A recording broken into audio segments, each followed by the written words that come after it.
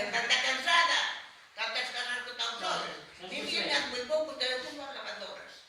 Aí xa lavadoras cubanas. Canto niños se que souber que as cuidara. Ahora a lavadora xa non cuba, que anda cansada xa hai lavadoras que todo ten o suelo. Con máis cabalai, máis outra non hai.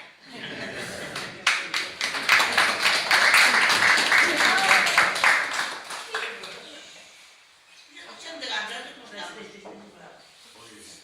Pois nada, en primer lugar, boas tardes e boas noites a todos. Eu realmente vou ser moi breve, porque quen realmente é aquí a persoa que merece toda a atención é Xosefa, non son eu.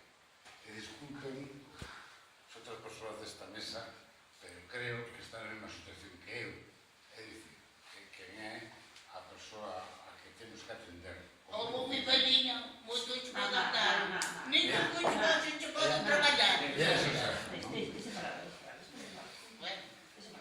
E para min dificilísimo poder falar de Xosefa, non? Porque o parentesco que nos une, creo que por moito sitio, fai que un non sexa moi neutral. A fin de pretender ser neutral, vou pretender revivir un pouco a historia da nosa cultura, non? Da cultura de Galicia. Sábese, por estudiosos moi profundos da romanística, que as cánticas de amigo fixeron as mulleres. Non foron homes. Foron despois copiadas, non? En diversos códices, pero eran feitas por mulleres. As cánticas de amigo son un dos grandes monumentos non só da cultura galega, o galego-portuguesa neste caso, senón da cultura universal. É dicir, desde Galicia e norte de Portugal, criouse para o conxunto do mundo unha obra dun valor incalculable feita por quen? Por mulleres, non por homes. Pero hai algo que non debemos esquecer tampouco. A nosa gran escritor, o noso gran escritor, non? Foi unha muller. Está enterrada a non moitos kilómetros de aquí. Chamábase Rosalía de Castro. Foi a muller que no século XIX nos deu unha épica, unha regularización como persoa e nos deu un profundo sentimento de sermos daqui, de ser a xente daqui, natural daqui.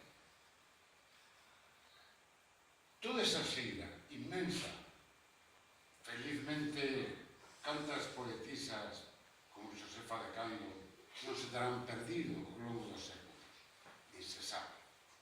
Sabemos que máis de un gran poeta anterior, Rosalía, poetañón, non? Era unha auténtica maravilla escribendo, o sea, dicindo versos, inventando versos, non? Inventando poesías. Moi superior ao seu irmão,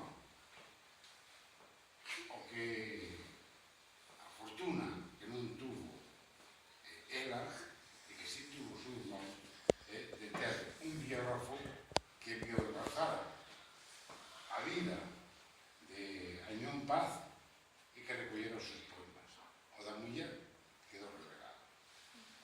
É unha auténtica honra para todos os veciños da comarca da Terra Cha, ainda máis para toda o conxunto de Galicia. Pero aí vou indicar outra cousa máis. A mí pedíronme dúas revistas desde Brasil. Unha desde Pernambuco, está moi lonxe de Galicia, moi lonxe do campo. Desde Pernambuco e outra desde Bahía.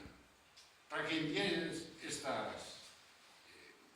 caderno, non? Este libriño que se fixo sobre Falcán.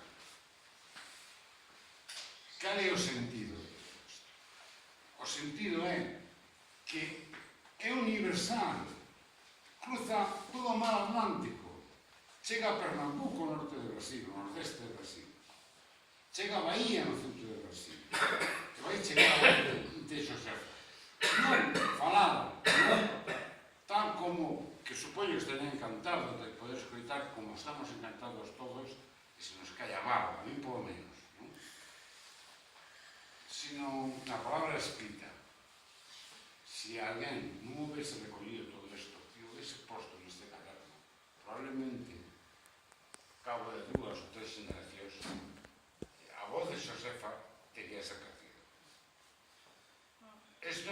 ser máis que unha introducción a Xosefa do Cando. Non quero dicir absolutamente nada máis de outras cousas, porque quen ten que falar aquí e fala ben, alto e claro, é Xosefa e non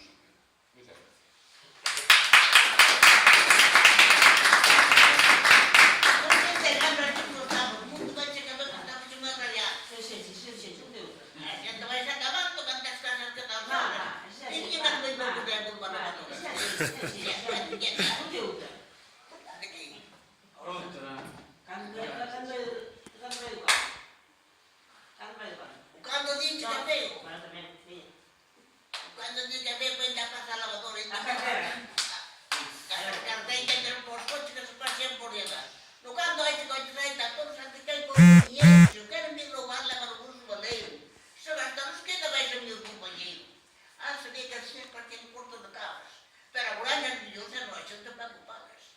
A xente vai acabando as casas que dan obras.